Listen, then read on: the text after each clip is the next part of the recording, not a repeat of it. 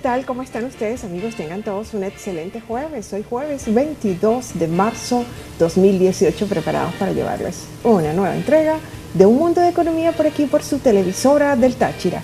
Fidel, feliz jueves. Gracias, Darcy. Amigos, bienvenidos todos a Un Mundo de Economía. Y hoy, como acostumbramos los jueves, estamos en el tema de frontera. Hoy vamos a desarrollar nuestro segmento de La Frontera, una economía viva. Y vamos a estar hablando precisamente de la actualidad de la frontera. Hoy, cómo se está manejando en varios aspectos la frontera venezolana. Y considerando la frontera no solo el eje fronterizo de los municipios que hacen límite con Colombia, sino de todo el estado Táchira, porque en realidad el estado tiene una condición de frontera. Para ello vamos a estar hablando con alguien muy conocedor del tema, no solamente desde el punto de vista teórico, sino desde el punto de vista práctico, porque es un actor directo. ¿Quién es nuestro invitado, Darcy? Nuestro invitado es el doctor Yuvan Rosales.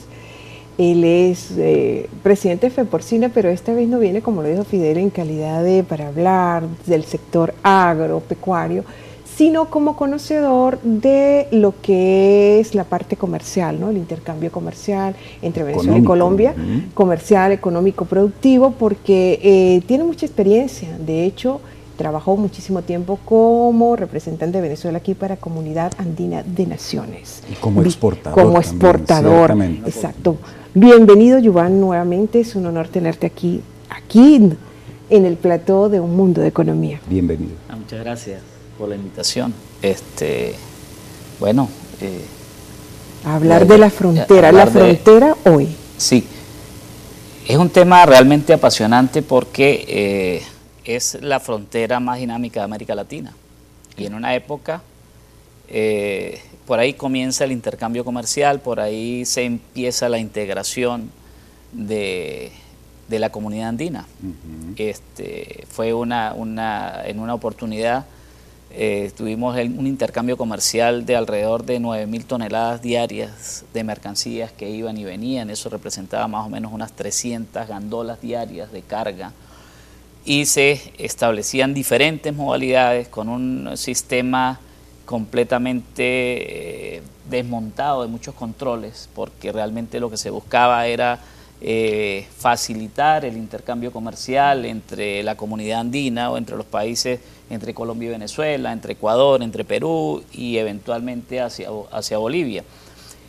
Y en la comunidad andina se desarrolla todo un esquema normativo y jurídico que facilitó todo este proceso de integración, al punto de que ya se planteaba a corto plazo en esa época eliminar las fronteras, que no hubiera un control de una aduana venezolana y una aduana colombiana, sino que fueran CEBAF, centros de atención binacional en frontera, de donde iban a trabajar tanto los funcionarios venezolanos como los funcionarios colombianos en la recepción de las mercancías que iban y venían. Simplemente con la verificación de un precinto, las mercancías tenían un origen-destino, es decir, una mercancía que salía en Cali era aduanada directamente en Valencia y viceversa.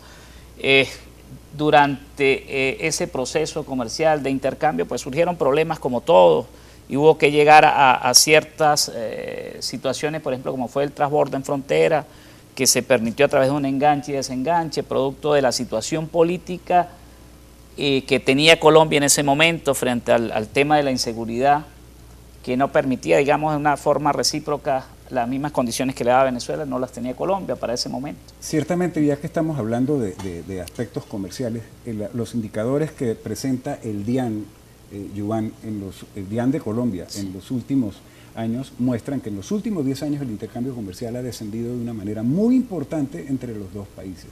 Y ese descenso se ha acrecentado en los últimos 3 años, a razón de que estamos perdiendo cerca del 30% de comercio año tras año comparado con el año anterior. ¿Cómo puede desarrollarse un sector exportador tachirense en una situación semejante? ¿Es factible? Sí, bueno, las situaciones particulares que vive la economía venezolana realmente hace que se haya disminuido notablemente la exportación venezolana, porque anteriormente había una exportación grandísima en vidrio, en briquetes, en aluminio, en hierro, en bobinas de papel, en una cantidad de empresas. Por ejemplo, los concesionarios se fabricaban en Valencia, por ejemplo, tenía General Motors para la comunidad andina, Ford para la comunidad andina. Entonces había una integración perfecta de maquilas en donde se fabricaban los chasis en Colombia, se traían a Venezuela, se ensamblaban, esos carros volvían. Había un intercambio por alrededor de los 7.000 millones de dólares anuales, que ha disminuido considerablemente en la medida que todas esas empresas han cerrado aquí en Venezuela. Entonces una cosa va de mano de la otra. Si el año pasado 420 millones de dólares fue el intercambio. O sea, no era ni la mitad de lo que representaba la exportación en servicios, en transporte, por ejemplo. Ahora en bienes ha caído muchísimo. Ahora la pregunta que tú me hacías en relación a la exportación. Sí, rapidito. Tachirense, sí, pero a través de otros mecanismos mucho más sencillos como es el fast track, que pudiéramos desarrollar. Para hablar de eso. Bien, y de eso hablaremos justamente después de cumplir los compromisos comerciales. No se aparten, por favor. Estamos hoy jueves de La Frontera, una economía viva.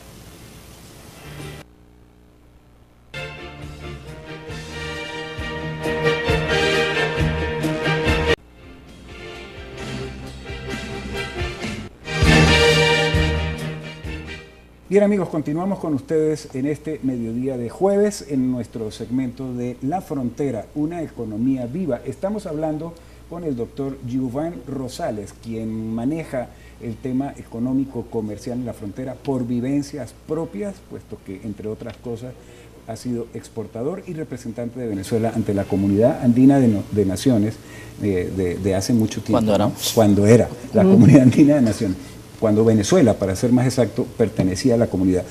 Giovanni, hablábamos, cerrando el segmento anterior, de la posibilidad efectivamente de que se desarrolle con mucho más fuerza un sector exportador propiamente tachirense y que aproveche las circunstancias de ser frontera y de tener enfrente, me refiero a Colombia, a un mercado ávido de productos venezolanos que sin lugar a dudas, por muchas razones, tienen demanda en Colombia. Tú hacías referencia a que se requiere, para que esto efectivamente ocurra, un sistema que permita un intercambio más rápido, más veloz, y hablabas de un fast track. ¿A qué te refieres con eso? Bueno, el fast track es un sistema de especie de las tiendas duty free, en donde se organiza una zona geográfica determinada, que pudiera ser San Antonio Ureña, en donde los productos que se producen, por ejemplo, en el estado Táchira y que son muy codiciados en Colombia porque somos muy competitivos en relación al tipo de cambio que se maneja. Entonces, por ejemplo, el tema de la carne, los quesos, los huevos, que cada vez son más difíciles de adquirir, incluso para el venezolano, a veces van a quedar en los supermercados porque no hay quien los compre por el tema de los costos.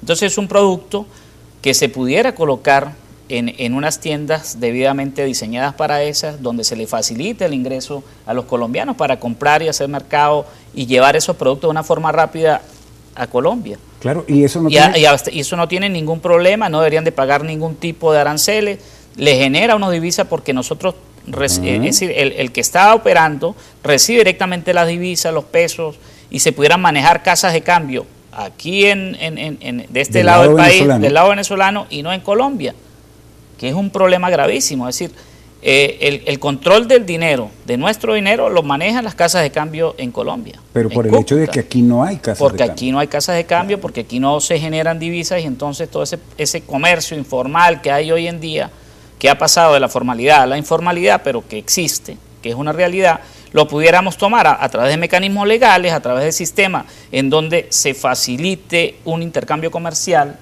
aunque sea primario, aunque sea muy doméstico, pero que a la postre nos permitiría ingresar divisas al país, que le permitiría a los productores motorizar la economía, comprar insumos, no depender de sistemas engorrosos como el sistema Sencoes, como a través de las ofertas de dólares que hacen en los bancos, que realmente nunca se ven, y el mercado se ve totalmente escaso de divisas, y la gente tiene que seguir operando, seguir trabajando, porque lo otro es cerrar Santa María. Por supuesto que sí. Y hablando de esas economías informales, y más que economías informales, economías subterráneas, ilícitas, Todos sabemos que las transacciones de pesos colombianos, de pesos y de bolívares, pues han marcado históricamente la actividad económica en la frontera colombo-venezolana. En los últimos días la tendencia mayoritaria es la modalidad de las transferencias electrónicas, al punto que muchas personas, muchos venezolanos ya no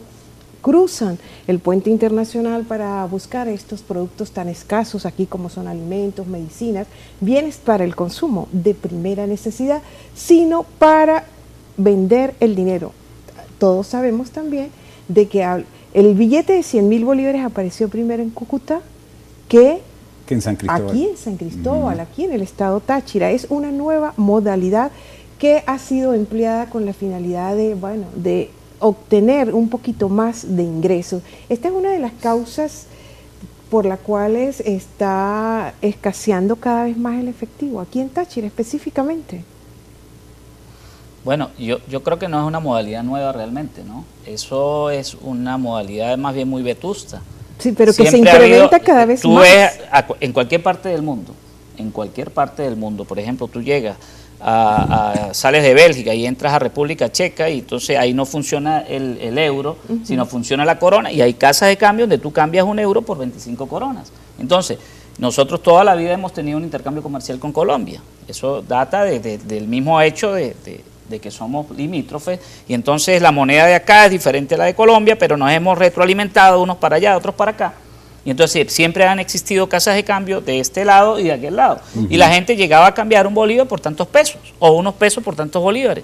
Y entonces esas casas de cambio se nutren del sistema bancario oficial, que tenía que tener sus controles, que tenía que tener sus mecanismos, donde toda la vida pues se generaba este tipo de intercambio de moneda por un mínimo de ganancia, una comisión que es con la que operan en todas partes del mundo las casas de cambio, las casas de bolsa, sin ningún problema, sin estigmatizar a nadie, sin que eso sea un delito ni nada por el estilo. Pero entonces cuando lo llevamos al tipo delictual, generamos un tipo nuevo de delito financiero, a través de eso, pues bueno, empieza a generar...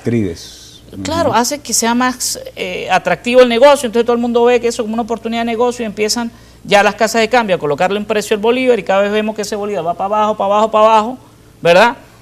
Y no hay como un verdadero control, aunque yo ya le tengo miedo a la palabra control, porque realmente hay que dejar que la libre oferta y demanda sea la que controle este tipo de actividades. Y entonces lo que tenemos que poner es una competencia, que hayan casas de cambio de este lado, ¿verdad? Que generemos nuestras propias divisas, porque la economía en Venezuela se mueve con bolívar. Pero para poder mantener la industria nacional, para poder mantener los negocios nacionalmente, necesitamos adquirir una cantidad de bienes que son importados y que no le reciben a uno los bolívares cuando va a ir a comprar allá, sino tiene que llevar la divisa o los dólares o los pesos, de acuerdo a donde vaya a comprar. Entonces lo que hay que generar es mecanismos de generación de divisas. Claro. Aperturar la frontera definitivamente, aperturar la frontera, porque ahí está ahí está el problema. Cuando tú cierras, cuando tú coactas, cuando tú pones una cantidad de trabas, pues lo que estás es alentando un mercado informal, porque igual de una u otra manera las cosas funcionan. Entonces el Estado deja de percibir impuestos, deja de percibir dólares, deja de percibir una cantidad de cosas porque cierra. Y crea no problemas con eso. No sé si eso es a propósito o eso es... Son las cosas que ocurren. Amigos, tenemos que hacer un corte comercial, pero vamos a regresar al próximo segmento tocando el tema desde el punto de vista social, el drama humanitario que estamos viviendo en la frontera, porque ese es un tema importante que tú manejas. Ya venimos, no se retiren.